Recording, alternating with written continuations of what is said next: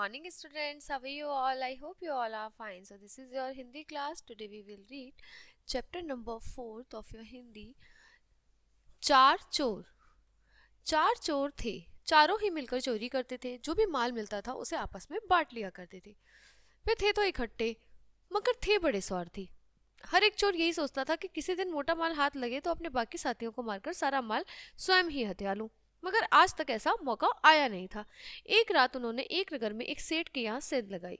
उनके हाथ खूब माल लगा। उन्होंने सारा धन एक थैले में भरा और उसे जंगल की ओर लेके भाग निकले। 2 दिन तक वे भूखे प्यासे जंगल में ही छिपे रहे।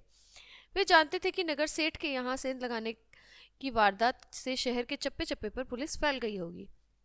वे अभी कुछ दिन और जंगल में ही छुपे रहना चाहते थे, मगर मजबूरी यह थी कि उनके पास खाने पीने का सामान नहीं था। जहाँ तक संभव हुआ उन्होंने भूख बर्दाश्त की, मगर जब भूख बर्दाश्त नहीं हुई तो उन्होंने फैसला किया कि उनके 2 साथी शहर जाकर वहाँ का माहौल भी देख आएं और खाना भी ले आएं। ऐसा निश्चय कर उनमें से 2 शहर की ओर चल दिए।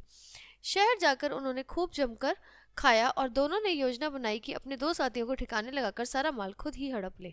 अतः उन्होंने अपने साथियों के खाने में जहर डाल दिया और उनमें से भी प्रत्येक सोच रहा था कि यदि हम 2 रह जाएंगे तो इसे मारकर मैं अकेला ही सारा माल हत्या लूं।